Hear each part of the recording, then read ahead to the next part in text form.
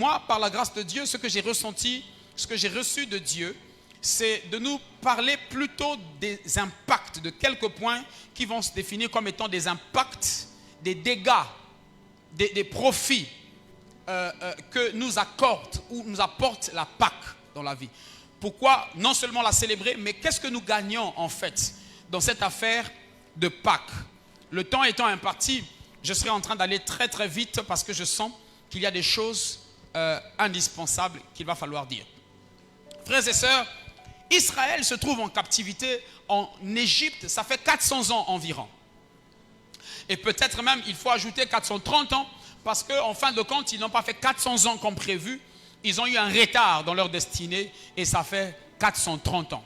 Retard, oui, dans une certaine mesure, puisque normalement, si vous lisez la promesse, si Dieu a dit que ton peuple, il a parlé à Abraham, il a dit à Abraham, le peuple que moi je te donne, tes enfants qui viendront après toi, ils vont hériter de la terre promise. C'est vrai, il y a une promesse comme ça, de la terre promise.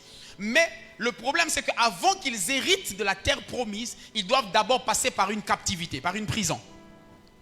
Avant qu'ils héritent la terre de leur royauté, ils doivent d'abord passer par la captivité. Et j'aimerais reprendre ça.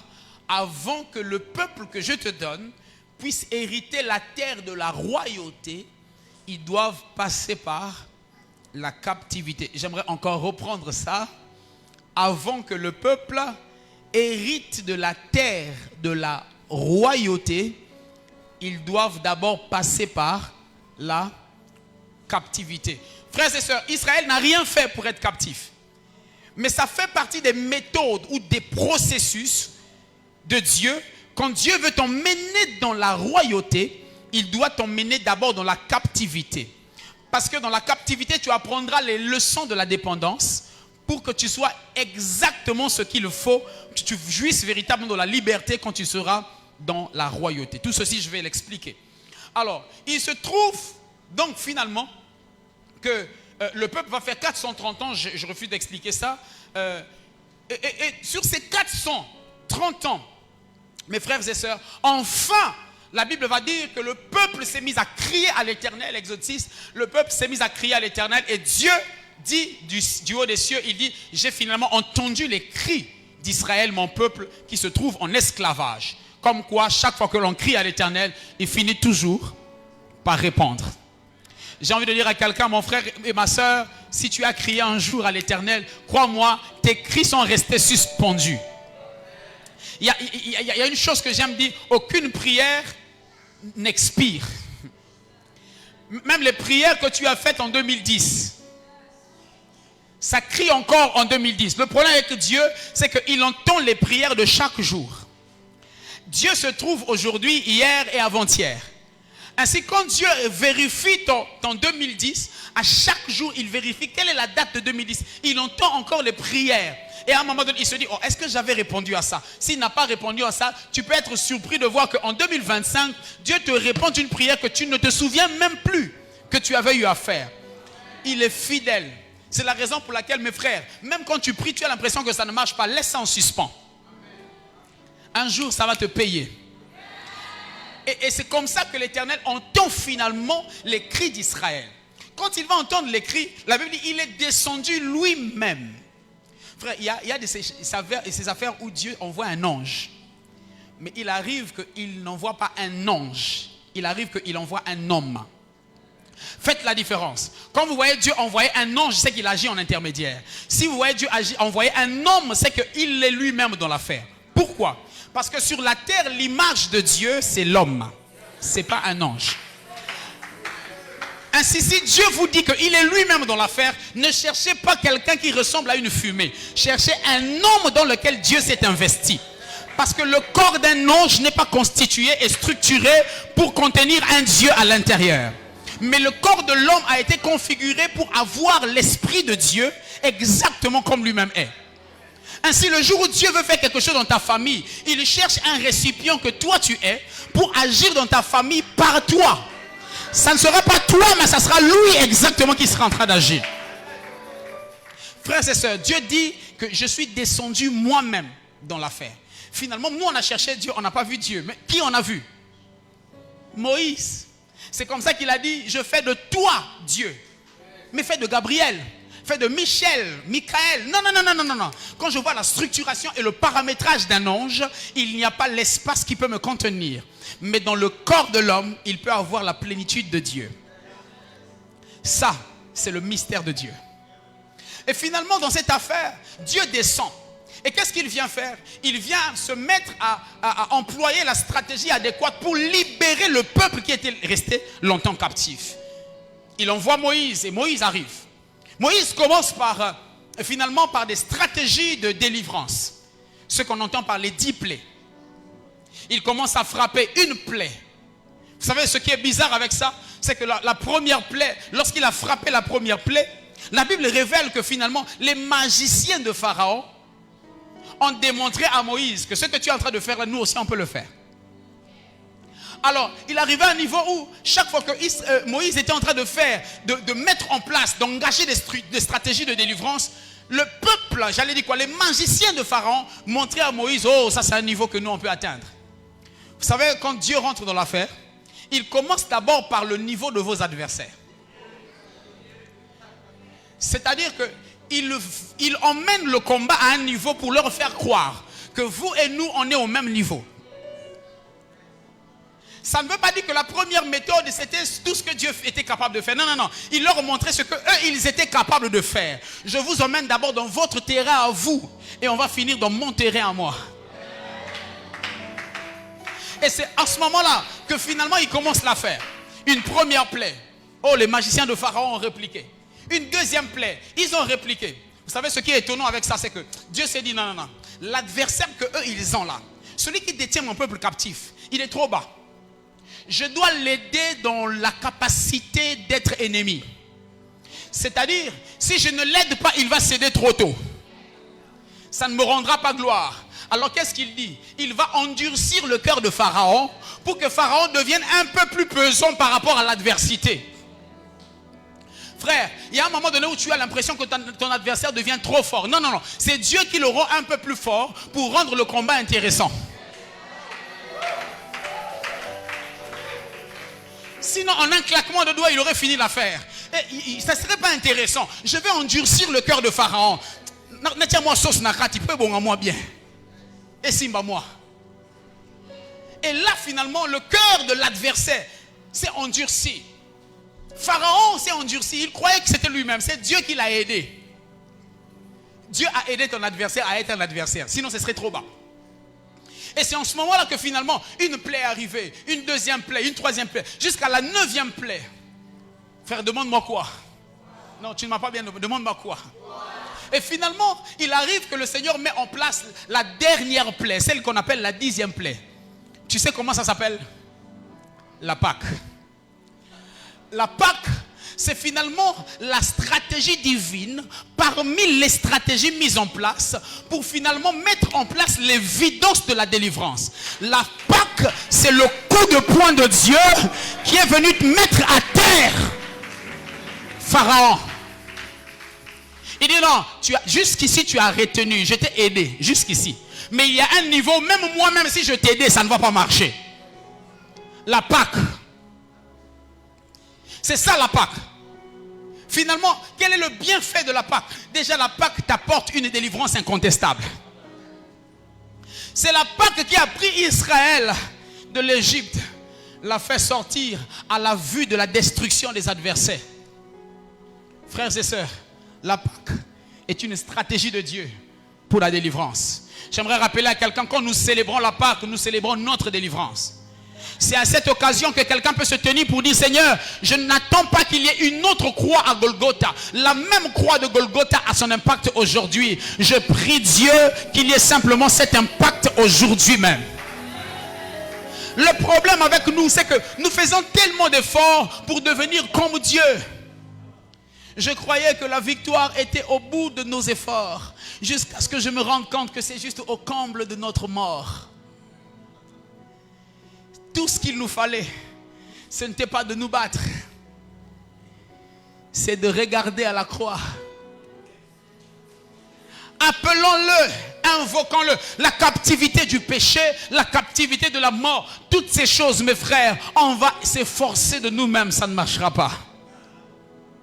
C'est un combat perdu d'avance. Mais quand lui, il rentre dans l'affaire, j'aime un texte qui dit un sauveur nous est né. Est-ce que quelqu'un comprend ça? Un sauveur nous est né. Non, est-ce que quelqu'un comprend ça? Un sauveur nous est né. Dans cette affaire, j'aime ça. Il a tellement simplifié les choses qu'il s'est rendu compte que toi, tu ne peux pas. Alors, comment on va faire? Est-ce que vous vous êtes déjà rendu compte qu'au ciel, il y a des couronnés? Hein? Il y a 24 vieillards qui ont des couronnes sur leur tête. Mais il y a une chose qui se passe de bizarre. Ces 24 vieillards, ce qu'ils font, c'est quoi? Ils abandonnent leur trône et ils déposent leur couronne. Pourquoi? Une façon de dire, en fait, en vérité, dans cette affaire, celui qui doit porter la couronne, c'est celui qui s'est battu et qui a vaincu. Mais nous, en fait, on nous a donné une couronne de la victoire de quelqu'un d'autre. Ce que nous devons faire, c'est de prendre la couronne et de dire la vérité. Parce qu'il faut adorer en esprit et en vérité. Remettons la couronne à celui qui est le seul à avoir vaincu. Ce n'est pas par nos efforts afin que personne ne se glorifie. Mais c'est par la foi en Jésus-Christ. Je crois tellement en lui. Frères et sœurs, croyez-moi, devenir saint est un mystère qui se cache dans la Pâque de Dieu. L'agneau de Dieu qui a été immolé en notre faveur. Et il y a une force qui naît en nous. C'est mystérieux. La foi en Jésus-Christ n'est pas une affaire intellectuelle. C'est une affaire spirituelle. Comment un Koulouna finit par devenir un pasteur? Avec quelle intelligence humaine? Vous prenez quoi? 3x moins 5? Avec quoi? Vous mettez quelle équation? Ça surpasse l'intelligence de l'homme. Pour voir un homme comme Saul qui a été frappé par une lumière. Et les hommes que lui il frappait, il les défend désormais.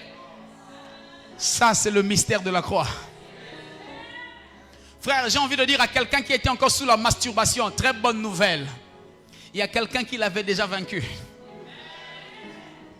Si ça te dérange, si ça te dérange, donc c'est déjà bien. Si lorsque tu as fini de te masturber, tu te rends compte que ça te dérange, c'est déjà bien. Ça veut dire que tu as en toi l'esprit du Dieu qui atteste que ta nature n'est plus celle-là. Alors tout ce qui te reste à faire, invoque-moi, je te répondrai. Alléluia. Frère, première des choses, la Pâque, c'est la stratégie de Dieu pour la délivrance de tout un chacun. Est-ce que je peux te dire la deuxième des choses? La deuxième des choses, c'est que la Pâque, c'est une stratégie que Dieu a mise en place pour nous conduire vers la royauté. Dis avec moi la royauté. J'ai pas bien entendu. Dis avec moi la royauté. Écoute, quand on te dit que tu es un roi, ça veut dire que tu es quelqu'un qui domine. La royauté, c'est la dimension de notre domination. La dimension où tout nous est soumis et c'est nous qui commandons. Alléluia. Vous devez savoir que chacun d'entre nous, il y a une dimension dans laquelle Dieu a prévu que ce soit toi qui sois roi. Un endroit où tu dois régner. Et ça, c'est indispensable. C'est que pour parvenir à la royauté, la Bible nous dit que finalement, il était indispensable. Nous révèle que la royauté s'atteint par le processus de la Pâque. J'ai environ 2 cas qui me montrent à cœur. Est-ce que je peux te donner 2 éléments qui peuvent être pour toi comme des indices qui attesteront ce que je viens de dire? Parce que cette assertion, il faut que je te donne quelque chose qui te soutient, qui soutient cela, pour que tu comprennes pourquoi la Pâque, c'est le processus qui me conduit vers la royauté. Je peux te donner ces 2 choses. Ok. Premier cas. Il y a un homme dans la Bible. On l'appelle Saül. Vous connaissez Saül? Premier cas de Saül. Saül, Dieu dit, il est bon finalement que l'on réponde à la prière du peuple, parce que le peuple demandait un roi. À l'époque, vous savez, Israël était régi par la royauté de Dieu lui-même. Mais Israël a demandé un roi physique. Alors Dieu dit, d'accord, ok, je te donne un roi. Il lui a donné un roi. Mais le problème c'est quoi? C'est que lorsque Dieu appelle, entre l'appel et l'accomplissement de l'appel, entre l'onction et l'établissement, il y a toujours une partie qu'on appelle la formation. Celui qui parvient à l'établissement sans formation va gaspiller son onction. Alléluia. C'est dans ce processus finalement que quand vous lisez la Bible, dans 1 Samuel, permettez que j'y arrive, 1 Samuel, finalement le chapitre 10, la Bible dit ceci. Samuel prit une fiole d'huile, parce que c'est Samuel qui était en train de oindre Saül pour être roi. Samuel prit une fiole d'huile qu'il répandit sur la tête de Saül. Et il le baisa et dit, l'Éternel ne t'a-t-il pas oint pour que tu sois roi, le chef de son héritage? Aujourd'hui, après m'avoir quitté, écoutez maintenant lorsqu'il commence à dire le processus vers la royauté. Il dit, après m'avoir quitté, première des choses, aujourd'hui, après m'avoir quitté, tu trouveras 2 hommes près du sépulcre de Rachel. Donc il est en train de dire, parmi les processus de la royauté, premier élément qui te conduira à la royauté, il faut que tu passes d'abord par le sépulcre de Rachel. Dis avec moi le sépulcre de Rachel.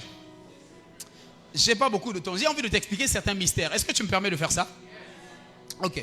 Il dit, il faut que tu passes par le sépulcre de Rachel. Ah, mais Rachel, pourquoi je dois passer par le sépulcre de Rachel? Rachel était décédée depuis longtemps. Pourquoi moi, pour devenir roi, il faut que je passe par le sépulcre de Rachel? Si vous lisez Genèse 35, vous allez vous rendre compte que Jacob a atteint un certain âge où Jacob avait déjà environ 11 fils. Dis avec moi 11 fils. Et quand Jacob a 11 fils, il s'appelle encore Jacob. Jacob ayant 11 fils, il s'appelle encore Jacob. Et il arrive finalement que Jacob va avoir une expérience avec l'Éternel. L'expérience, c'est que Dieu va apparaître à Jacob dans Genèse 35, il va lui dire, je suis l'Éternel, le Dieu fécond.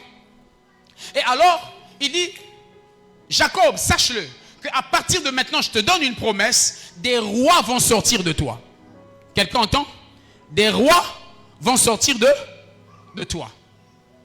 Si Jacob a 11 fils, et que l'Éternel lui dit, des rois sortiront de toi, ça veut dire que, est-ce que les rois en question font partie de ceux qui sont déjà nés ou de celui qui naîtra? De celui qui naîtra. Écoutez le mystère. C'est que finalement Jacob ayant 11 fils, la Bible dit, à un moment donné, Dieu va changer le nom de Jacob. Désormais, tu ne seras plus Jacob, tu seras appelé Israël. Finalement, si on doit donner les noms et calculer le nombre de fils, attribuer cela aux 2 noms, soit Jacob ou Israël, vous allez vous rendre compte que de la même personne qu'on appelle Jacob, lorsqu'il était Jacob, il a eu 11 fils. Mais lorsqu'il est devenu Israël, il n'a eu qu'un fils unique. Parce que Israël ne doit avoir qu'un fils unique. Parce que Israël, c'est le nom de Dieu attribué à la personne de Jacob. Donc, Dieu est en train d'engager le processus de l'accomplissement exactement de ce qu'il va faire là, exactement comme avec Jésus-Christ. Il est le père d'un fils unique. Donc, Israël est le père d'un fils unique, qu'on appelle Benjamin. Or, le jour où Benjamin est en train de naître, la Bible dit que pendant que Rachel, sa maman, va donner naissance, finalement, en donnant naissance, Rachel est décédée. C'est déjà une image de la Pâque. Parce que c'est la Pâque, c'est quelqu'un qui a donné sa vie. Il a perdu sa vie en donnant la vie. Il dit donc ceci. Rachel est décédée en train de donner naissance à celui dont la promesse définissait être maintenant le roi. Porter l'image de la royauté. C'est la raison pour laquelle il dit à Saül, il faut que tu passes par le tombeau de Rachel. Parce que le tombeau de Rachel, c'est l'autel qui a enfanté ou a engendré la royauté. Il dit, première des choses, passe par le tombeau de Rachel. Deuxième des choses, je ne suis pas là en train d'expliquer ce mystère. Deuxième des choses, il dit, après cela, après que tu vas rencontrer le tombeau de Rachel, le sépulcre de Rachel, sur la frontière de Benjamin, et il dit, ils te diront, les ânesses que tu as cherchées ont été retrouvées. Là encore, c'est des mystères. Il dit, voici ton père ne pense plus aux ânesses, mais désormais, il est en train de penser à toi. Le fils est retrouvé. Le fils prodigue a été retrouvé finalement. Verset 3. De là, tu iras plus loin et tu arriveras aux chênes de Tabor, où tu seras rencontré par 3 hommes montant vers Dieu à Bethel et portant les 3 chevreaux, l'autre d'un gâteau de pain et l'autre d'une outre de vin. Frères et sœurs, il dit ceci. Après cela, tu dois rencontrer 3 hommes. Ces hommes-là auront une charge, parmi lesquels il y aura le pain et le vin. Quand on vous dit que tu vas rencontrer des gens qui vont te donner le pain et le vin, c'est quoi? C'est la Pâque. C'est la Sainte Seine. Et il dit, pour devenir roi, tu dois d'abord rencontrer des gens qui doivent te donner le pain et le vin. Parce que si tu ne rencontres pas les gens qui te donnent le pain et le vin, tu ne pourras pas atteindre le sommet de la royauté. Alors finalement, je comprends que la Pâque, c'est le processus qui donne à Saül de partir du simple berger qu'il était et devenir roi. Alléluia. J'ai envie de dire à quelqu'un qui est en train de passer la Pâque avec moi en termes de célébration, crois-moi, la célébration là, c'est aussi la célébration qui te fait shifter d'une dimension vers ta royauté. Dis avec moi deuxième cas. Dis encore deuxième cas. Souviens-toi, il y a un homme, on appelle le songeur. Quelqu'un se souvient du songeur? Vous vous souvenez du songeur? On appelle Joseph. Joseph, il va faire un songe. Et dans le songe, il est une étoile devant laquelle les autres étoiles, donc ses frères, vont se prosterner. Et parmi même lesquels la lune et le soleil vont se prosterner. Finalement, dans son songe, il a suscité de l'adversité. Et il va se trouver qu'à un moment donné, à cause de la jalousie, ses frères vont le vendre. On le vend comme esclave. Qui se souvient? Pour parvenir à la royauté, Dieu te fait passer par la captivité. Vous vous souvenez? Le même principe s'applique avec Joseph. Joseph va finalement être vendu et il va devenir esclave quelque part. Mais attends, où est le songe? Moi, je suis censé être roi. Où est le songe? Je suis censé régner. Où est finalement la vérité derrière le songe? Il arrive dans la prison. La Bible dit qu'une fois en prison, il va être obligé finalement d'interpréter les songes de deux personnes. Qui se souvient des deux personnes? La première personne s'appelle le panetier. La deuxième personne s'appelle les chansons. Le panetier, c'est celui qui sert le pain. Les chansons, c'est celui qui sert le vin. Finalement, là même dans la prison, Joseph va être confronté à une expérience du pain et du vin. C'est en interprétant le songe, le mystère derrière le pain et le vin, c'est-à-dire la Pâque, qu'il a eu une porte ouverte vers la royauté. Et il est allé devenir roi. J'ai envie de dire à quelqu'un, interprète bien le mystère de la Pâque, ça te conduit à la royauté. Le problème avec certaines personnes, ils sont restés en prison parce qu'ils n'ont pas compris le principe derrière la Pâque. Le jour où tu comprends le mystère derrière la Pâque, tu transcendes directement dans la royauté. J'ai envie de dire à quelqu'un, bienvenue dans ta royauté. Frère, c'est là finalement que Joseph devient un roi. Il rentre dans le palais royal. Il gouverne en royauté, dans un territoire où il est même étranger. Oh, j'aime la Pâque. Ça peut faire de toi un roi dans une terre étrangère. Parce que nous sommes étrangers sur la terre, mais nous sommes appelés à régner même ici. Quelqu'un comprend avec moi cela? La Pâque, c'est la stratégie, le dispositif qui te fait transcender dans ta royauté. Frère, le problème, c'est juste de la comprendre. Si tu ne décodes pas le songe, tu ne parviendras pas dans la maison du roi. Alléluia. Parce que c'est après avoir décodé le songe que finalement tu es dans la maison du roi. Le songe est un sceau. Est un sceau. Et la Bible dit que personne ne fut trouvé digne de décoder le songe dans les cieux et sur la terre. Troisième des choses que j'ai remarqué, je vais aller très vite. Ce que la Pâque t'apporte dans la vie, c'est l'identification à la divinité. Ça va t'étonner. C'est-à-dire que la Pâque t'apporte une dimension où tu cesses de fonctionner comme un homme, tu fonctionnes comme Dieu. Écoute, il y a un homme qu'on appelle Abraham. Abraham, Dieu l'appelle à être le père d'une multitude. En vérité, le père d'une multitude, c'est Dieu. Mais finalement, il va se passer une chose. Pour devenir le père d'une multitude, la Bible dit qu'il devait revenir de la guerre des rois, ça c'est des choses. Mais après, il arrive à un moment donné où Dieu permet qu'il fasse une rencontre stratégique dans sa vie.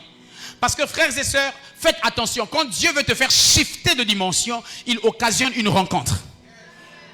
C'est la raison pour laquelle faites attention à certaines rencontres dans votre vie. Il y a des rencontres stratégiques qui sont significatives d'un shift. Est-ce que je parle à quelqu'un? Il faut bien définir les rencontres dans la vie. Il y a des personnes, quand tu le rencontres, tu sais que le programme de Dieu vient de commencer. Et finalement, Abraham va rencontrer un homme. Cet homme qu'on appelle Melchisédek. Chose bizarre, moi j'ai toujours eu envie de rencontrer, de faire une telle rencontre. On dit de Melchisédek qu'il n'a ni père, ni mère. On dit qu'il est roi de Salem. Salem, c'est la demeure de la paix. Il est roi de Salem, mais on dit qu'il était sacrificateur du Dieu vivant. Et qu'est-ce qui se passe? Lorsqu'il rencontre finalement la personne de Melchisédek, il va faire une chose. Il y a une chose qui va se passer. Il va lui donner la dîme, mais Melchisédek va lui donner deux choses. Les deux choses, c'est lesquelles? Le pain et le vin. Dès lors qu'il y a eu cette donation, ce don, finalement Abraham est passé du père élevé, il est passé de Abram à Abraham. C'est finalement en devenant Abraham qu'il est devenu le père d'une multitude. Il est devenu exactement l'identifiant de Dieu sur la terre. Au point où même Jésus, lorsqu'il nous raconte l'affaire, il nous parle du mystère d'après la mort. Il dit qu'il y a un homme qu'on appelait le pauvre Lazare, qui lorsqu'il se retrouvait dans le séjour des morts, la Bible dit que finalement il était dans un lieu qu'on appelle le Saint d'Abraham. Pourquoi de tous les noms qu'il y a dans la Bible, c'est seulement Abraham qui est là-bas? C'est l'identifiant de la divinité, le père même de la foi. Est-ce que je parle à quelqu'un? Lorsque la Pâque est célébrée, mes frères, tu cesses d'être Dieu. C'est la raison pour laquelle j'ai compris qu'avant la croix, Jésus avait un corps terrible. Mais il y a une chose, lorsque Jésus ressuscite, mes frères, la Bible va dire qu'il va apparaître au milieu des disciples. Vous savez, quand vous lisez l'histoire juive, lorsque l'on parle de la vie, on citait toujours deux choses. La chair et le sang. Mais quand Jésus apparaît, il va dire aux disciples, comme preuve, il dit, écoutez, vous ne croyez pas que c'est moi. Regardez mes mains et touchez-moi. Un corps humain a-t-il des... Il a dit quoi? A-t-il une chair et... Non. Lisez bien. Il n'a pas dit une chair et le sang. Il a dit, as-tu une chair et des os? Pourquoi tu changes? D'habitude, on dit une chair et le sang. Pourquoi tu dis une chair et les os? Parce qu'il avait laissé son sang à la croix.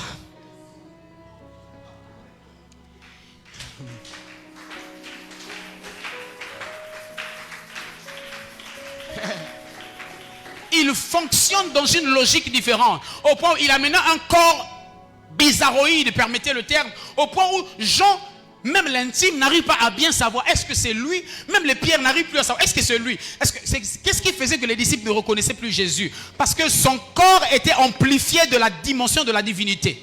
Ça pouvait bouger à tout moment. Il était devenu comme le vent, on ne sait pas où il va, où il vient. Est-ce que c'est lui, est-ce que ce n'est pas lui? Mais il faisait des choses à la taille des dieux. Frère, quand la Pâque arrive, ça te divinise. Et la dernière des choses pour chuter, que t'apporte la Pâque? La Pâque t'apporte un commencement. Ça va être bizarre. Mais il y a des gens qui ne se rendent pas compte que la Pâque, c'est un commencement. Écoutez, quand je dis commencement, je ne veux pas dire début. Il y a une grande différence entre le début et le commencement. Est-ce que je parle à quelqu'un? Écoute. Je vais te faire lire quelque chose. Je vais te faire lire deux textes. Exode chapitre 12. Exode chapitre 12. Le verset 2 principalement, même le verset 1 au verset 2. Je suis très étonné de voir une telle décision, une telle démarcation. Exode chapitre 12, verset 1 au verset 2. L'Éternel dit à Moïse et à Aaron, dans le pays d'Égypte, ce mois-ci sera pour vous le premier des mois. Frère, nous sommes en quel mois? Nous sommes en avril. Ceux qui marchent avec moi savent que j'ai toujours des problèmes avec le calendrier des hommes. Oui, je m'embrouille souvent. Moi, j'aime beaucoup lire le calendrier céleste, croyez-moi. Quelqu'un peut se dire, ah, c'est orgueilleux. C'est pas orgueilleux. J'ai la passion des choses d'en haut. J'ai toujours envie de faire ce que Dieu veut que je fasse en cette saison-là. Au point où finalement, imaginez que nous sommes en avril et que quelqu'un décidait, le révérend Nicole décidait, il dit, Église Pérez, à partir d'aujourd'hui, ce mois-ci sera pour vous le premier des mois de l'année. Comment vous concevez ça? On va se recueillir là-bas, le groupe d'intercession. Est-ce qu'on ne peut pas prier pour le révérend? Parce que c'est sûr que il y a un problème qui vient de commencer. Frère, la Pâque est venue bouleverser le calendrier. Il est en train de dire ceci, d'accord. Ok, jusqu'ici tu étais en retard. Tu as connu un retard dans ta destinée, d'accord. Ok, on va déplacer le commencement. Au lieu que ça commence par janvier, ça va commencer maintenant. Ça annule tout le retard que tu as eu dans la vie. Au point où on remet tout à zéro. Ah, d'accord, d'accord. Je viens de comprendre. Pourquoi finalement, le jour où Adam a péché, on était en train de calculer le calendrier. Après, on a arrêté de calculer le calendrier. Finalement, lorsque Jésus est arrivé, à partir de ce moment-là, on a remis les choses au commencement. On a commencé à calculer l'an zéro. Qu'ils le veuillent, qu'ils ne le veuillent pas. Les francs-maçons, tous ceux qui ne le veuillent pas, même lorsqu'ils veulent calculer la date, ils savent dire tant de temps avant Jésus-Christ, après Jésus-Christ. Pourquoi? Parce qu'il est au centre de tout. Il est le commencement de tout. Écoute, il y a un texte biblique. Il y a un texte biblique qui me bouleverse. Quand je lis ça, ça me renverse de là où je suis assis. Écoutez ce texte biblique. Il s'agit de Actes des Apôtres, chapitre 11, verset 15. Actes des Apôtres, chapitre 11, verset 15. C'est l'apôtre Pierre, pardonnez-moi, qui se trouve chez Corneille. Il va dire une phrase qui m'a renversé. Il dit ceci. Lorsque je me fus mis à parler, le Saint-Esprit descendit sur eux comme sur nous au commencement. Écoute-moi, je vais t'expliquer ceci. Comme sur nous au commencement. Attendez. Le Saint-Esprit était descendu quand? À l'époque de Pierre. N'est-ce pas dans Acte 2? N'est-ce pas le jour de la Pentecôte? Mais d'où vient-il que Pierre appelle ça le commencement? Est-ce que le commencement, ce n'est pas dans Genèse? Pierre est en train de dire, écoutez, à partir du moment où le Saint-Esprit est rentré en action, c'est à partir de ce moment-là qu'on a repris la véritable Genèse. Tout ce qui se passait avant n'était que l'ombre des choses. Le véritable commencement commence là où le Saint-Esprit a commencé. Et il dit, il va plus loin. Il dit, ok, ça c'était notre commencement. Maintenant chez Corneille, leur commencement a commencé le jour où le Saint-Esprit est rentré. Frère, il peut y avoir beaucoup de temps, mais un seul commencement. Non, il peut y avoir plusieurs commencements dans la vie d'une personne. Est-ce que je parle à quelqu'un? Non, j'ai connu un grand retard. Moi, je sens que ça ne va pas. Les amis sont allés plus loin que moi, plus en avant que moi. Mon ministère, je sens que ça retarde. Frères et sœurs, il y a dans la logique de Dieu une stratégie qui permet à ce que même le retardataire puisse commencer à temps. J'entends quelqu'un me dire, je croyais que j'étais en retard. Mais la Pâque vient de changer les donnes. À partir d'aujourd'hui où nous célébrons la Pâque, j'aimerais t'annoncer ton véritable commencement. Je m'en fous de ce qui s'était passé hier. Je m'en fous de ce qu'on a dit de toi hier. Je m'en fous de ce qui s'est passé avant. Je m'en fous des retards, de tes erreurs, de toutes les choses que tu as eu à faire. Moi, je me contente de ce que lui, il a fait à la croix. Et pour moi, les choses pour toi commencent à partir de ce moment-là. Ça commence maintenant, mes frères. Ça commence maintenant. Eux, ils croyaient qu'ils nous avaient déjà gagné. Non, on leur avait laissé le temps. Le véritable commencement, c'est maintenant. Dieu peut calculer les choses pour que toi... ils avaient commencé à temps, mais finalement, il a bougé la barre du commencement. Ils se sont retrouvés hors du temps. C'est toi qui es dans les temps. Frère, j'étais en train de vouloir appeler ça l'injustice de Dieu. Mais non. Ça s'appellera simplement la logique de Dieu, la stratégie de Dieu. Ah, lorsque lui il rentre dans l'affaire, il change les choses. Mon Dieu, notre Dieu est incroyable, mes frères. Dieu est incroyable.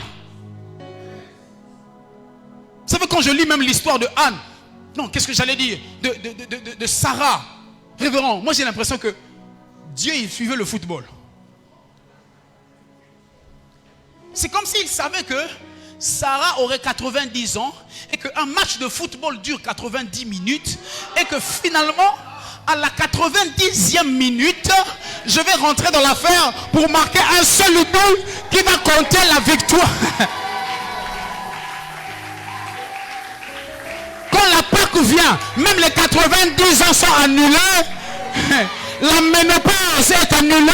Toutes ces choses-là sont annulées. Quand la Pâque vient, les choses viennent de commencer maintenant là.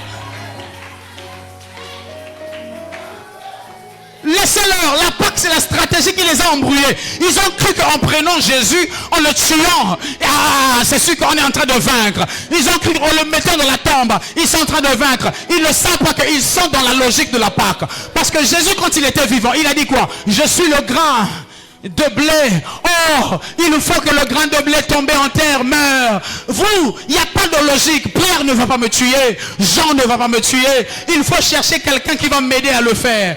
Où est-ce qu'on va le trouver? Où est Satan? Ah, frère, j'aimerais dire à quelqu'un, quand tu cites ton salut à toi, n'oublie pas que Satan a eu une portion importante. Si Satan n'était pas rentré dans l'affaire, Jésus n'aurait pas sauvé l'humanité.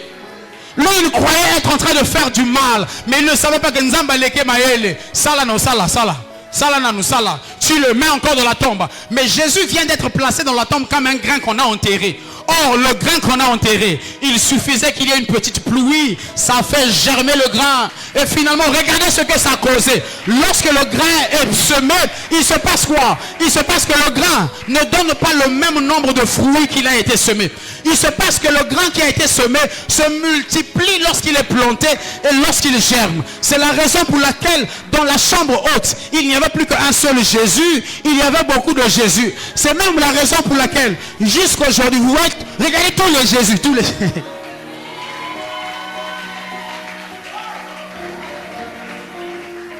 Il a cru qu'il avait vaincu. Il n'a pas su qu'il était lui-même.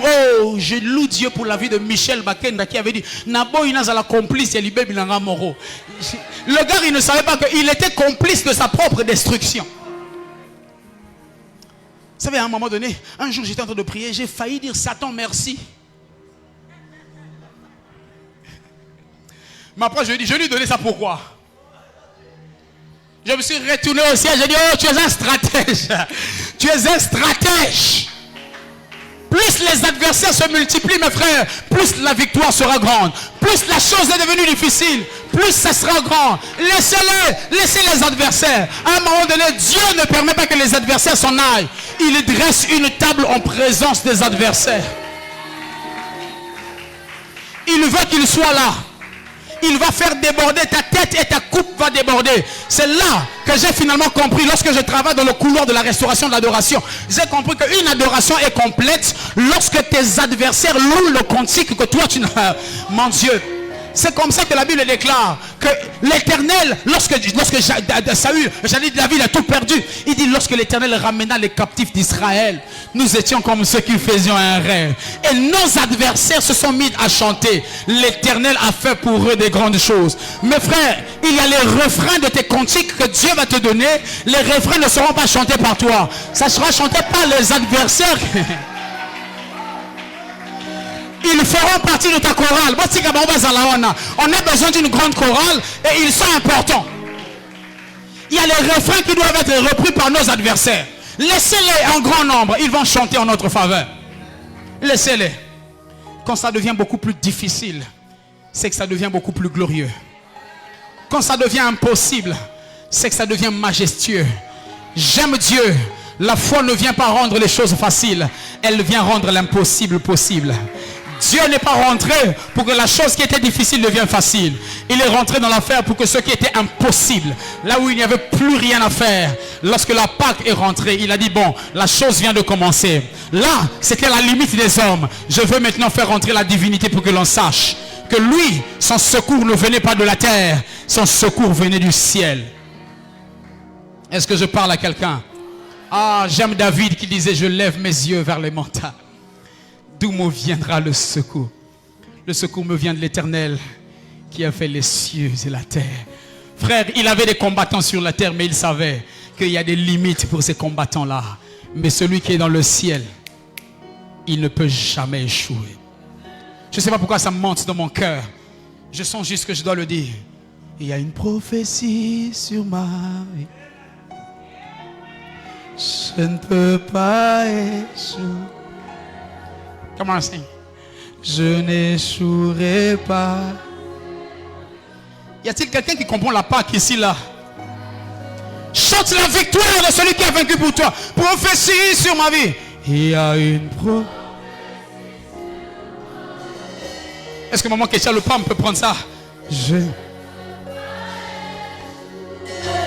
Non, non, non, non, non, non, je n'ai pas, Seigneur. J'achèverai ma course. J'achèverai. Il y a une prophétie.